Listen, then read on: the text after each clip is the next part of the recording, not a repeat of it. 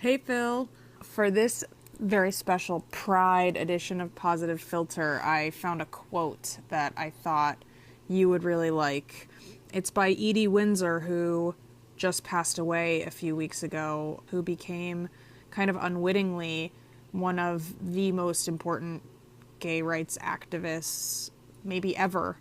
Her case against the federal government is really what made the Supreme Court decide that gay marriage should be legal in all 50 states. Edie always kind of reminded me of my grandmother, and when I saw this quote, it really resonated with me. She said, "I think the truth is, if you care about the quality of somebody's life as much as you care about the quality of your own, you have it made." To me, that's a really nice, simple mantra to live by, especially when you want to talk about notions of equality and mutual respect. So I thought you would like it and that it would be a nice little segue to the rest of our conversation.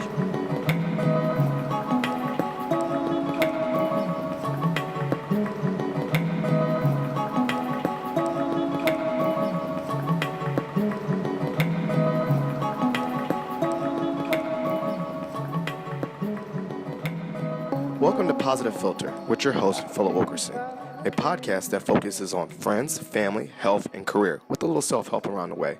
Please join me in this journey for self-improvement, and I hope that what I have to share will make you a better person, thus making the world a better place.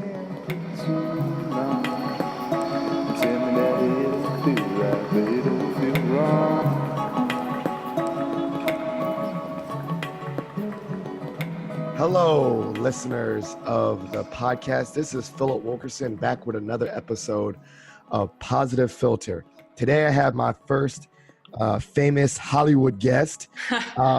She produces a few shows on Pop, Nightcap, and Hollywood Darlings. It's my sister from another mister, Jessie. How you doing, Jessie? Hello, hello.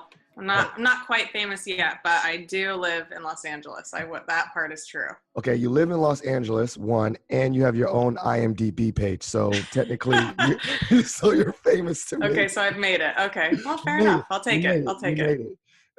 You're about as you're the second famous person I know. About. My first is Albert Lawrence. Shout out to him. He was doing like Emmys or something like that, and he's the guy my mom always compares me to. So I got two famous people in my life. I got Albert and I got you. So I guess technically by association, I'm like in an entourage or something. Yeah, totally. You're a part of my entourage for sure. There you go. So, but as you know, Positive Philter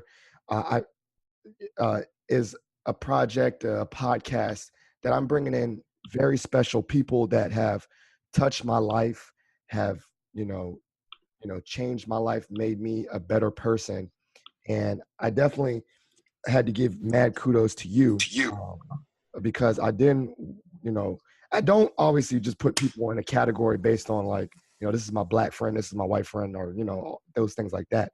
But for this podcast, you have been a major influence on me in regards to the LGBT community.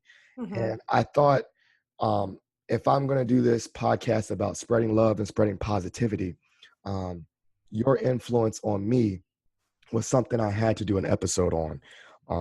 And so, I mean, that's, I'm making you, I hate to say someone is an ambassador to a whole community. But honestly, for me, sometimes I'm like the only black person people have met. And I take that charge as being, quote unquote, an ambassador of sorts. So I would say for you, you've been a main ambassador to me. Yeah. Well, I get that. I feel like that there is some similarity in being somebody's only black friend, being somebody's only gay friend. You're sort of often put in like a weird position of sort of like representing a whole that you're not necessarily sanctioned to represent, but responsibility. And that with that responsibility, I'm not going to say now because of you. I'm not going to say that you're my only friend, but you were one of my at a time, yeah. At a time in my life, yeah, you were. So it kind of speaks to my ignorance, or maybe not being that way. But I No, remember. now through me, you know tons of gay people at least. I'm Yeah, sure yeah, elsewhere as well, but yeah. And I think that's what this podcast. I want to kind of go through my journey of my exposure, my journey of being, um, you know, not really. What's it called? like, Oh, exposed. exposed. Yes, yes. But for the listeners, I think kind of tell us about your journey, um, per se. I guess coming out, and then I guess we'll go into from that your journey of coming out to my journey of you influencing me. How's that kind of sound for structure of this Yeah, podcast? totally. So I'll tell the short story. There's two stories to tell. Number one is, for all of you that don't know, Philip is my best friend's husband. I have been friends with Philip's wife for, I don't know, since I was 8, and that was a long time ago. Second grade we met. And so I've known Philip for a long time, and we met in high school. Yeah, yeah. And so I sort of started to figure out that I was probably into girls, romantically speaking, sometime in high school. And in my senior year, sort of started to investigate and experiment with that a little bit. And I was lucky enough that my friends were pretty aware of what was happening and very comfortable with it. I remember vividly this conversation in the cafeteria of our big high school. We were all sitting at our normal little table that we sat at. And somebody on a sports team had sort of said that I was like going to some party where I had kissed a girl or something like that. And I remember my girlfriends, who were all straight and the best people ever, they sort of sat me down and they said, well, we heard this, and is that true? And I said, yeah. And then they sort of sat and they smiled quietly, and they were all like, waited for me to say something. And then eventually they all just sort of said, well, okay, well, we love you. And whenever you want to talk about this, we're here to talk about it. And it was just sort of, and that was it for my peer group as a teenager. It was as easy as that. And I was very lucky to have friends like that who were so supportive and so open-minded. And there weren't a lot of gay kids at our school. There were a couple, but it wasn't the norm by any means. And it's uncomfortable to be different than all your friends. And so, especially in your adolescence. And so I very much appreciated that. It gave me a lot of confidence kind of in my personal life, to continue to investigate that part of me. And so I went off to college. I went to a small liberal arts school in Boston where, it's a lot of theater kids and a lot of artsy kids. And a lot of us were the same. We, sort of probably knew some point in high school we were gay, and hadn't all like officially come out to our families, hadn't officially come out to ourselves. Some of us had never had a same-sex experience of any kind, physically, romantically, etc. But my college sort of environment was very, again, very accepting. It was sort of, oddly enough, at my school, in my friend group especially, you were probably a minority if you were straight. Yeah. That's gonna go into our story later, but I definitely which we will felt elaborate on. that. We'll elaborate on. So Yeah. at the time, I had sort of like, I had been sort of seeing this girl that I went to high school with, and I went to college, and again, super gay environment and gay accepting. And I eventually, by my freshman year of college, I started, in the winter, I started dating my first serious girlfriend. And that was the person I dated almost all through college until our senior year. And that following summer after freshman year, I was 19, I guess. Mm-hmm.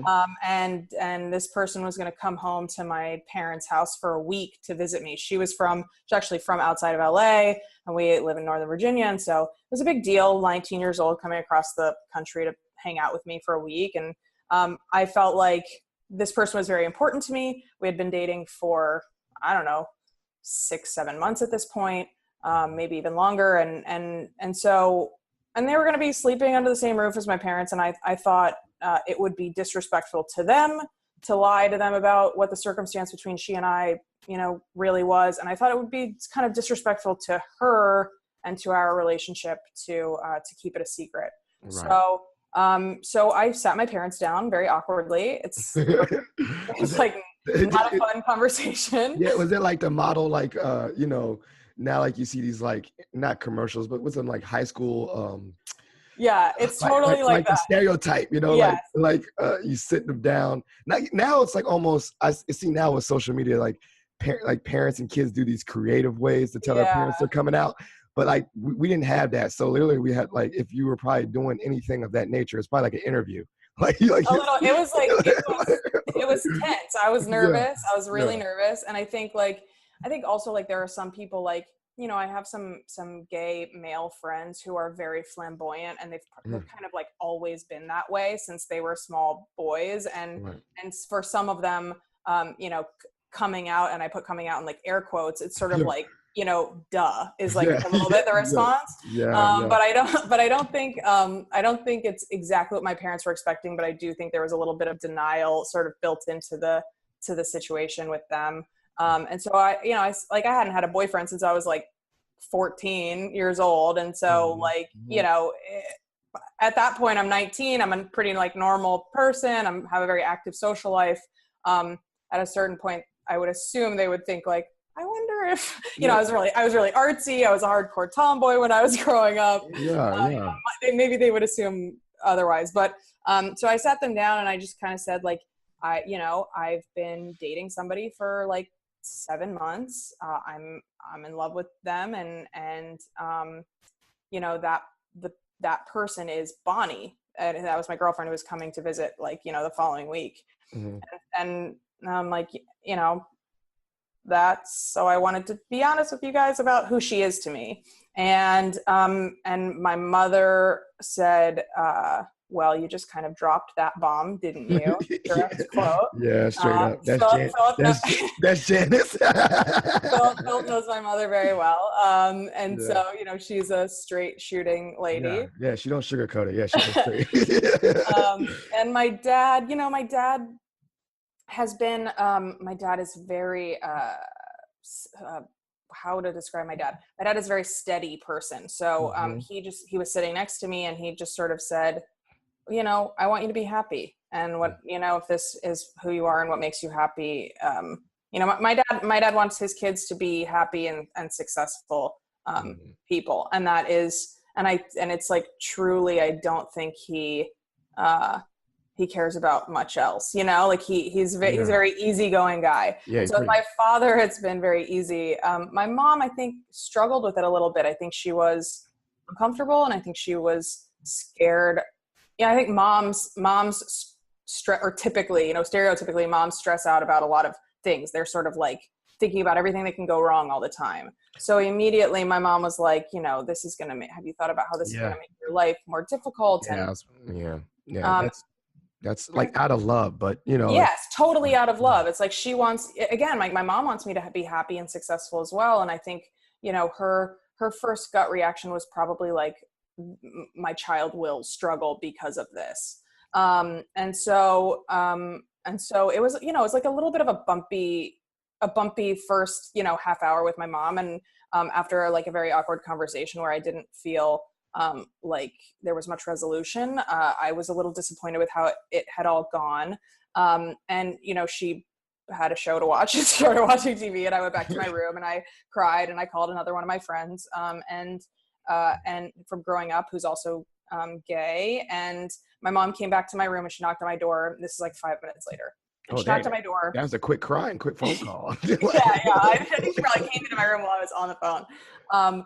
But she came back and she knocked on my bedroom door and she came in and she crawled into bed with me and she said, and I'm probably going to cry because I'm a girl, total emotional girl through and through. And my mom said, you are the best thing I have ever done with my life. And I will be proud of you no matter what. Oh, and that was true. That. And that's true. I mean, that's true stuff. And, I think I'm not going to allude, but, I think I already Maggie's already paranoid about, you know, the future of Bennett. I do Mm-hmm. as a black male. I already see like the hardships that my son Right. being a person of color. So I can totally empathize with Janice when you say, you know, there's so many obstacles in the world.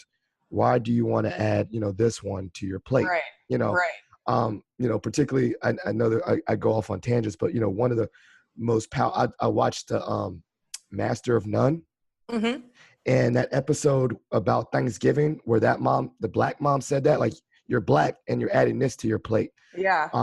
And that struck me too, because I kind of saw you in that too. Just in Yeah. general, like this, you know, there's sometimes where it's like avoidable obstacles, you know, like you can go out in this world, you know, still facing oppression or things as a woman, and, you know, gender discrimination and, you know, this thing. And I could tell, you know, sometimes you're like, you know, the hate that is going to come with being who you want to be can sometimes be avoided. And I'm not saying you should. It's just that you know preemptively that this is gonna happen. You know, you see how people are to other people, and I just sometimes I bet, you know, I can see those apprehensions, those fears coming out of parents, and Yeah. while it was disappointing in that instance, you know, kind of going back as a parent, you're like, okay, I understand where those fears come from as a parent, but at the same time, you know, I definitely, because of you, you know, whatever Bennett is when he grows up, you know, I definitely want to say the same thing. Like, I just definitely want to be like, no matter what, you are the best thing that happened to me, and I love you no matter what you are. And I think, you know, kind of going further with the influence, but it's because of you that I've shaped my identity of, you know, that's, you know, the love and support. And I think, you know, your parents modeled that for me as well. Yeah. Yeah. That's so, I mean, that's so nice to hear. And, I think, yeah, I think it's tough being a parent. I feel like being a parent in general now, I mean, I'm not a parent, but I feel like it's scary in general, right? It's Mm-hmm. 2017 and the world feels really crazy and really out of control, and you just want Mm-hmm. to keep your kids safe. Mm-hmm. And there is a lot, like, and especially when you sort of are in an other category, where there are elements that make you feel unsafe, you know, Mm-hmm. anyway. I think, like, especially young black males in this Yeah. country, Right, gay right, people in certain parts of the country, right. certainly in a lot of parts of the world, sadly, it's not safe to be openly gay.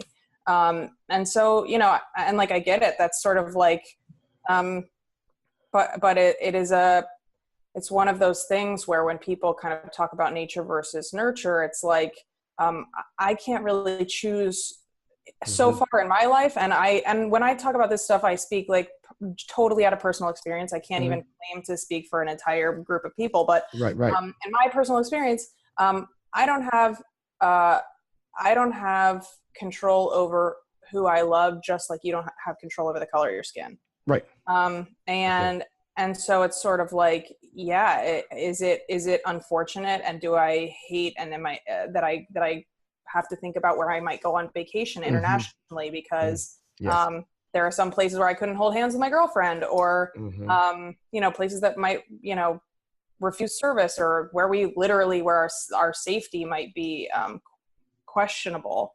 Right. Yeah, it sucks. But it's, you know, it's like, it's not going to stop me from loving that person and living my life openly and proudly. So, Right. so yeah, so when it comes to parenting, like, I don't know, man, it's like, it's weird, because you're kind of like, I think it's tough, you know, as a, you know, you're a black man, you're going to have children who are, you know, who aren't white kids. Yeah. Yeah. Yeah. Unless you Yeah. adopt some, you know, I Yeah. don't know. Hey, I But, mean, I don't, the way my bank account's set up, I don't think, I don't think I not could gonna adopt adopt. a whole No, other no, no, room. no. But Yeah. but you know, and I think, like, it's tough for parents of gay kids sometimes, because it's harder to understand, right? I think it feels a little bit more like, is this are you sure about this choice you're making? But realistically, like, again, it's not really that a choice, or it hasn't been for me. so, you know, like, oh my God, yeah, would I love to live an easier life? Sure. Like, Yeah, sure. you know, it'd be Right. awesome Right. to never have to deal like with this amount of awkward conversations I've had to have with family members and employers and friends and guys who are hitting on me and so on and so forth. Yeah, like that's annoying. And if I could forego all of that, I would in a heartbeat. But you know, I like women, so it Yeah, is what there you go. it is. It is what it is. Yeah, for Yeah. sure. So you know, things with my mom are terrific now, though. Like my mom and my dad have consistently supported me, you know, in every facet of my life. And as the years went by and kind of relationships came and went, and people were, I think, good for me and not so good for me. And my mom met a lot of them, and a lot of them have come home to Virginia. And you know, it's become more and more normal, and my mom has become really integrated into my life. And I have a lot of gay friends, and so my mom has met, you know, my mom knows everybody, and I think just I think the normalcy of my lifestyle has definitely kind of leveled out as far as my parents are concerned. I would say level out, but I think, I mean, I even just seeing on social media, it's like your mom's like a big advocate now. Yeah. Like she's totally. like gone from like, you know, you know, what is my daughter going to have to face, to more like, this is not right. These are rights that everyone should have. And she's like very, very vocal about it. And that's actually also another like influence, and kind of like, okay, you know, her transformation in that. And like, and it's funny because like, this is, you know, I don't think a lot of people, you know, like say privilege or have, you know, I guess the vulnerability to accept their ignorance. But like I said, I'm putting myself out there. Like I was very ignorant to what, you know, gay people are like, or being around gay people. And honestly, it's easy to feel ignorant or hate on someone or be like awkward around someone when that person is not family. And then when you have a member that's like, having you as like a family member, I now have like, not say empathy, but I have this like, I kind of say, you know, I think of you when I meet new people. Yeah. And like I said, like, I think one of my most influential experiences was my first trip up to Boston. And we had to talk about that. Yeah. Like, yeah. I'm not going to lie. I literally, what Maggie was like, you know, when you came down to Virginia, it's still in our like bubble. When you're in Virginia, I think, you know, you're like one of the few gay people in my personal circle. And, you know, it's like I said, it is no big deal. You know, Maggie, you and Maggie, and, you know, like we're all family. But like, it was something about like, Maggie was like, yo, we're going up to visit Jessie in Boston. We're gonna was it like near your graduation or help? I was moving out. Yeah. I was moving out of my apartment because I was coming out to LA, and then I was done. And I feel like Maggie had visited you before me. Oh yeah, she drove my car up. Yeah. That's how good of a friend Maggie is. Yeah, shout out. We all know. Shout out to Maggie. Yeah. But she literally had to give me a disclaimer. She's like, yo, Philip, I know, like, Philip, I don't think you know, been around this many gay people before. Just, you know, I don't know. She felt like she had to give me a disclaimer. And I was like, and I was like, I kind of felt a little offensive. Like, you know, You're like, I'm cool. Yeah. I'm cool with everybody. You know me, I'm Phil. Like, I had no problem with nobody. Mind you, like, I think growing in high school, like, there was like, you can count on your hand who was openly gay at Mount Vernon. So my bubble of gay people was about to be rocked. And I get to Boston, and I literally was like, oh my gosh. Like, I remember meeting your Tyler. Yeah. And he had like a scarf around his neck and a tank top. And he was wearing, like, the first time I seen people wear like skinny jeans. And I was just like observing, but I remember asking the most like ignorant questions. Like I remember some other roommate of yours liked football, and I was like, oh, gay people like football? And I was like, oh, God, why would I ask that? Like, just the most stupid stuff. And like, but like, it was almost like, it was just funny. And I remember I specifically remember one of the first times when we came out of a bar in Boston. We Mm-hmm. went bar hopping, and some guy was across the street, and he yelled at Tyler. He yelled, Something nasty. gay slurs at Yeah. him. And I remember I got mad. I was like, I'm ready to fight. And I don't even fight. You know me, I can't fight. I Yeah. suck. But I remember that was when I totally came to the part where I was like, why are you hating on these people? How are you hating on people? We were having a good time. And I think that trip transformed me. Like, it literally was like, I still had, not say, I hate using, I'm so stupid with words, not apprehensions, but, I still wasn't super comfortable. Yeah. And I think beyond the Boston trip, it was almost like I was, having training wheels. Right. And then I remember next, like years later, in grad school, we were in this multicultural class. And one of the projects was you need to go to a cultural experience of something outside of your norm. And all these people, like in my class, were like all white people. They were like, I'm going to a black church, or I'm going, I'm going to, and I was like, all right, well, I guess outside of my norm, I'm gonna go to a gay bar. But I was like, Yeah.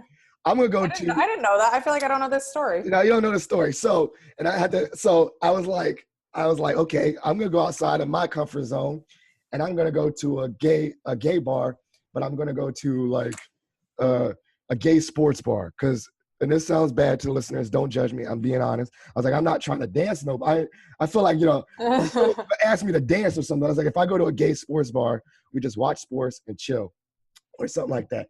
So I said, I'm gonna go with someone else that's, my boy Enrique, who he's Hispanic. So he's like, for me, I'm not going, there's nothing really super different for me as a Hispanic male.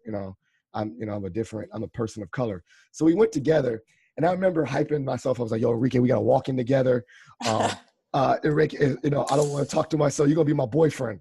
And he's like, I was like, Enrique, like, you be my boyfriend in case someone want to buy me a drink or something. It's good. The buddy system is good in any bar situation that is foreign to you. I know, but you see the ignorance there too. Like no one cared. Like, I was about to say, I hyped myself up to go to this, to go to Nelly's, because I looked up, I said gay. I actually Googled gay sports bar, and then the Nelly's one came up.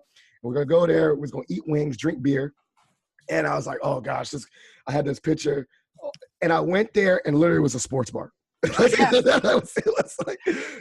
no one offered to buy me drinks.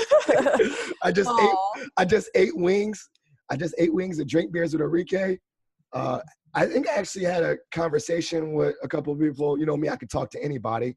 But it was actually about the sports that, the team that we're playing. And that was literally my super hyped up. That was your very foreign, gay bar experience. And I recalling both of those stories, it sounds so stupid to me, because it was no big deal. Yeah. But I mean, I don't know, but it is a big deal. I mean, look, it's a big deal to go to your first gay bar as a gay person. Normally it's like going to Disneyland a little bit, because you kind of walk in and you feel like not everyone's staring at you and all that. You feel like way less alone. But I think going into any environment where you feel like the outsider is uncomfortable for most people. So I think it's totally understandable. But I think your experience in Boston has always been so, I don't know, it's been one of those fun things for me, because I think we share the value of sort of we like our people to know our people, and you and Maggie are obviously so important to me and have been for so long. And my friends from college are so important to me and were so important to my kind of coming of age. So for those two worlds to collide, it was really exciting for me. It was really a happy little weekend that you guys spent there. Oh, it was a blast, man. I had a blast. I mean, literally at the end of it, we saw snakes on a plane. I mean, we had a great like the midnight show. Yeah, it was so good. Man, it was a wonderful weekend. But see, this is it goes down to my point is normally, two things, right? one of the things, the main point I would say to listeners, you know, if there's something outside your comfort zone or things, I think one of the things is, you know, not to like Google gay sports bars and just, you know, tour gay sports bars, but you definitely do need to put yourself in scenarios if you are ignorant to things and meet Yeah. people that are different than you, meet Yeah. people out and expose yourself. You know, if you're not a person of color, you need to expose yourself to those things, because I it really boils down to me is, for me now, when I see any oppression or hate on anyone in the LGBT community, I always get a frame of reference of that person could be you. That Yeah. person could be someone I care about. And when you have the empathy of thinking, you know, when you see racism and you think, wow, you know, I considered Philip family. I considered Philip, you know, my brother. And if I see that happening to someone I consider my brother, that's not right. Yeah. And quite honestly, I'm not really a keyboard warrior. I don't like posting, you know, like about, you know, certain things, you know, like politically, but I do, you know, definitely have a charge that everyone should have the right to love who they want to love. Everyone has the right to get married to who they want to get married to. You know, I am, you know, certifiably, you know, if I want to say I'm an ally to the LGBT community. And the reason is because I see people in the LGBT community as family. And I just, for me to think that you wouldn't have the rights of future happiness makes me upset. For me to see you or anyone that I consider family hurt or hurt or yelled at or not refuse service or refuse the access to buy a home, those things make me upset, because like I see you as family, and I was like, you know, if someone's really family to me, how can I hate on someone that's considered a brother or sister to me? And I think, you know, if people really, really, you know, hateful people, if they really, really, most times it's easy. I would say a lot of people that are racist, like a lot of people that are racist or homophobic or whatever, they live in their own bubble and they just hate on people that are not outside their bubble. Because it's easy. I can hate all black people if I live in an all white community. Like, Yeah. like, Yeah. like, you know, I mean, maybe more and more, you know, we see, you know, examples like Richard Spencer and people that like went to college, and like those are the scariest racists I've ever seen, because they live in diverse communities and hate. Yeah. But I agree. but most times it's not these alt-right people. It's most people that hate on other people have no frame of reference. Yeah. They hate out of fear and ignorance. Fear and ignorance of never being exposed to. That's the ignorance, and fear of people different. And you know, for me, it was like that. I wouldn't go as far as saying I was like on a spectrum of a hater per se, but I was ignorant. And I'm not going to say I'm Mr. Enlightened. I'm still, I'm not like I know everything, but I feel like my awareness has changed because of experiences.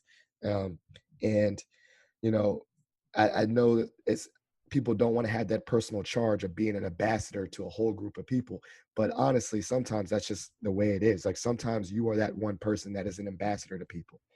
And so like you'll never know. Like I would like to think that when someone sees racism and things like that, they look and say, you know what, I seen Philip and I consider Philip my brother.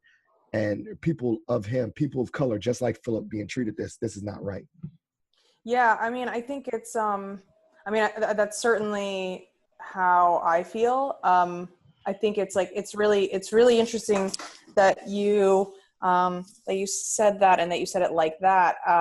You know, it's so, let's see, how will I say this? So I think there's also a really tangible connection to um, people who have others around them. You're being likely to go and march or support civil rights or denounce racism. I think it, as a white person, is very closely equated to how many Black people you know and care about. Yeah. And the exact same thing I think is exists with civil rights when it comes to gay issues. I was in Boston in 2004 when Massachusetts became the first state to legalize gay marriage. And at the time I was volunteering, and I was working at the marriage equality office there. And this guy came in from HRC, the Human Rights Campaign, and it's a big, advocacy group. And he came and he gave us a talk, because he's like one of the, leading experts in kind of gay civil rights issues, probably in the world. And, he said to us, and this is like 13 years ago now. It was a long time ago, but it stuck with me so vividly. And this guy said, it's so crazy. You knock on doors in neighborhoods, and you ask people to sign, petitions and whatever, saying that they would vote to legalize gay marriage. And these are straight people. They're Black, they're white, they're, Asian, Latino, whatever. And a lot of these people kind of feel like it's not their issue, right? Like, it's just, they don't really have a problem with it, but they're not going to actively do anything about it. And then they see this thing happen where when people like that, who consider themselves like relatively socially liberal, I guess, when people like that start to get to know more than one gay person, and then they get to know more than two gay people, and then like maybe somebody moves into their neighborhood and it's a gay couple, now they know four people. And then there's a character that's gay on their favorite TV show, and your favorite TV show, it's like those people feel like your friends, especially when that show's airing, right? And so so there's a gay person on TV, and then they feel like they know that gay person kind of personally. And when the number hits 5, when people feel like they personally know 5 gay people, and this is 13 years ago, but statistically the HRC found that like people started saying, I would definitely vote for it. If marriage equality came up on a ballot, I would vote in favor of it. But it was kind of like they needed to hit that threshold, which is funny. It's like, it's this weird, people, I think it's this weird notion of bubbles in this country. And as much as the internet has opened up a lot of those barriers, it's also kind of, created a place for a lot of hate speech, and for a lot of people who are in bubbles to just find additional bubbles on the internet that are even worse than the bubbles they live in. Right. And I think it's like, it's all about going outside of your comfort zone. It is all about, I think like for me, in my own personal experience, I would feel very fortunate to have gone to a big public high school where there were people of all races, religions, socioeconomic backgrounds. It was eye-opening to me, and there are some like cultural differences, but I like grew up around that, so difference is normal to me. And like I went to, and then you go to college, and I went to school with a bunch of like rich white kids, and a lot of them didn't know anybody, like they make comments in class that just to me felt so uneducated and so naive, but it's like, I don't think these people had ever really had anybody intimately in their life who was anything other than they were. Right. And that's like, that's a dangerous thing. And so I agree. I think like, you get the opportunity to go to a gay bar, you go. Like, I think, you have to have an open mind about anything. It's just like if I went to a Black church, I think like you got to try and just embrace the fact that other people like live differently than you. That is, there's no mystery to that. Like the world is a big giant place.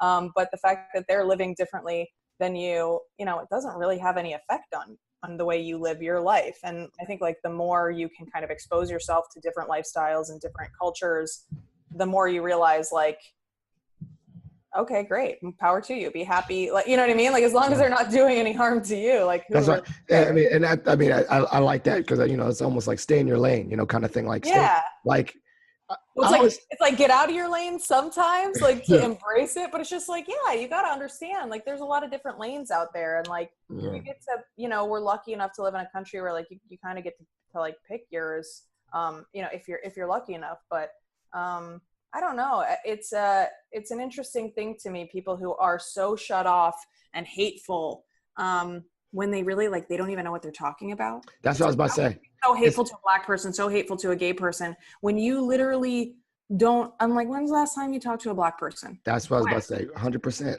And it's they hate. And then if you ask them their reference, they're going to use something like I saw on TV or something outside. Like, Right. like you literally did not talk, like all black people are, you know, criminals and stuff. You're like, where'd you get that from? Oh, I Yeah. watched it on TV or something. You're like, have you talked to like you said, 5 decent black people? Like, I don't know any 5 decent black people. Then it's like your sample size is skewed. Right. Yeah, exactly. I like the number 5 because I heard, you know, in this self-help motivational thing too, they say you're the average of 5 people around you. Huh. That's interesting. Like, you know, that means like if you're doing good things with your life and you have positive peers around you, like 5 positive peers, you're going to uplift yourself. So it kind of alludes to that. Like if you're the average of 5 white people and that's the only people that's in your life are 5 white people, that's all you know. Right. Who all come from the same background. They go to the same church. They make the same amount of money. They live in the same neighborhood. Like, yeah, then you don't know anything else. Yeah, I'm all for in the takeaway portion of this conversation. I am all for like broadening your horizons and having an open mind to people who are different than you, because I have found personally, on the giving end of that and on the receiving end of that like it's always it's not what you thought, you know, coming into it. I think if you have preconceived notions of what people are like and who they are or what to expect when you walk into a gay bar, chances are 9 times out of 10 you're gonna be dead wrong about what you thought was gonna happen. Right. In a good way. I mean, and who's to say like, am I going to frequent gay sports bars? Probably not. Like, but like if they had the best wings and like always had some seats. I mean, whatever, but on the flip side, if like you were there and like, Philip comes through, and I know I'm meeting my friends, then I can't be a hater.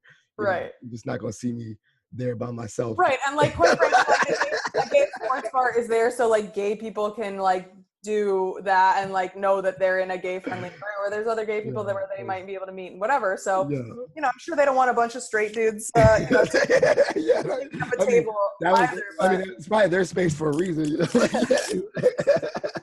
But no, I think normally when everybody's respectful of one another, I think gay bars are some of the most like fun, vibrant, and accepting environments like you'll ever be in your life. So if you do have the opportunity to go to one, they're a little different in Los Angeles than they are in Virginia, but they're normally a pretty good time if you just relax and have fun. Yeah. And I think, you know, I think another thing is about educate yourself. I think one of the most other influential things was actually going through a multicultural counseling program. Because in that program, you know, for us to be, I'm not a trained counselor, but I was training to be a counselor. You have to analyze your own bias and fears and ignorance, whether it's, you know, for some white people that were trying to be counselors, that's their racial bias and things like that.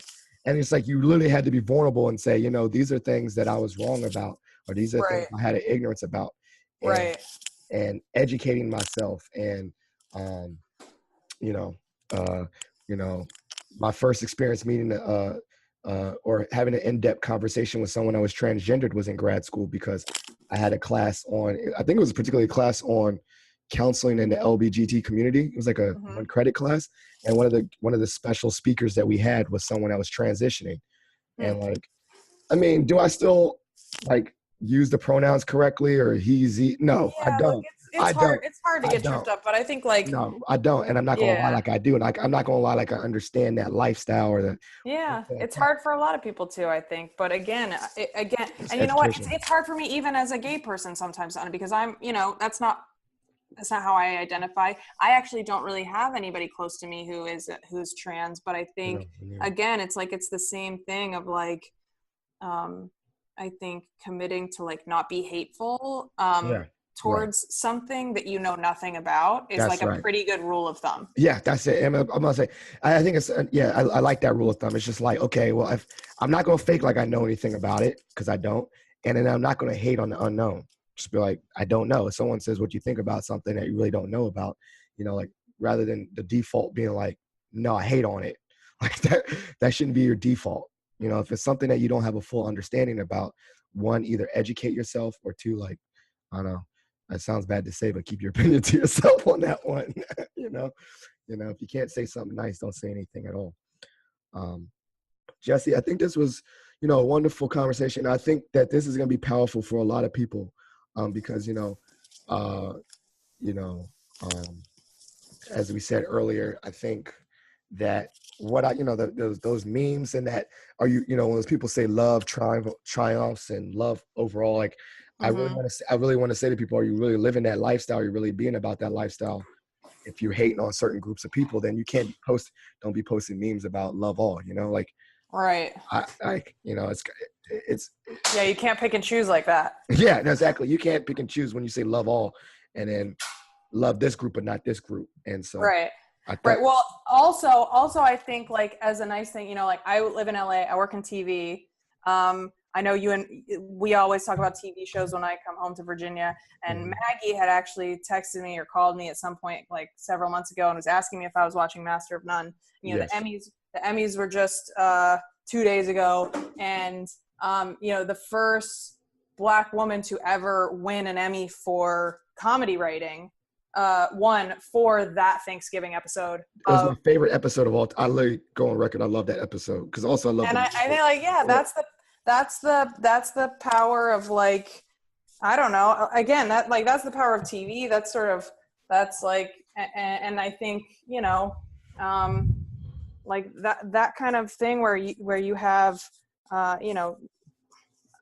voice, right? And to tell stories like that, it's like, anybody who might stumble upon this podcast who's thinking to themselves, if we're lucky enough, right, somebody stumbles onto this and they think, like, oh my God, maybe I am one of those people in that bubble. Like, I don't know, you can step outside of your comfort zone and learn a little bit about learn some insight into somebody else's life by not even leaving your living room. You can watch that TV show and try to just, like, broaden your horizons a little bit, by hearing from voices creatively that, come from different backgrounds than yourself. And then, maybe, like, you slowly scoot your way towards, like, one day walking into a gay bar. But I think, like, watching TV shows like that and hearing from voices like that are really important voices culturally right now, I think is like it's a really easy first step. Or read a book, dang. Yeah, to get some of that perspective. right. Like, but, like, it's cool, spectacular things are happening out in the world. And I think the world is becoming a more loving, it feels a lot of times like the world's becoming a more hateful place. But as much as, like, I'm not really an optimist at heart, but I do think, like, somebody like that wins an Emmy and a show like that is resonating with people across the country. And, you have to think, like, all of the stuff that's like happens in Charlottesville, like, that's such a small group of people who are who are so shameful, and there are much bigger things happening out there in the world that are resonating with more people that are inclusive and loving and open-minded, and I think the world is moving in the right direction. Sadly, it's taking a really long time for us to get there, but I do think that there's some really positive things out there that are happening. I mean, it has to be. I mean, for I like to think that it has to be getting better, at least for Bennett. Yeah, that's why I feel the same thing for that little boy. Yeah. So yeah, I think we're getting there. Yeah. So any closing remarks? I want you to plug your shows. So. Oh no, I mean, like, that's it. I'm just plugging the TV business in general, but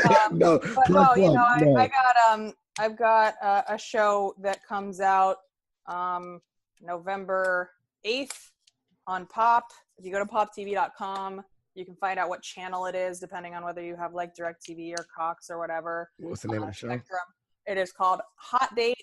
It's really funny. It's a married couple, and it's kind of like, it's a little bit like Portlandia. The two of them play every character, Oh, and yes. it's all about love and dating and sex in the modern age. Oh, yeah. And it's a really, really funny show. So I hope everybody likes it a lot. November 8th on Pop TV. At 8 Yeah. p.m. Plug. And, Jesse. There you go. That's the plug. The plug. And I'm so proud of you. I just want to let Thank you know you. that. Thank you. I'm so proud of you too. Yeah. This was so nice. It was so fun. Yeah. Well, this is my first guest. My first famous Hollywood guest. I made it. Look at me. I made it. I'm interviewing Hollywood people. Oh, totes. Thank you so much. I love you, Jessie. Thank you for being on the podcast. Okay. I love you too. Thank you for having me. And I will talk to you soon.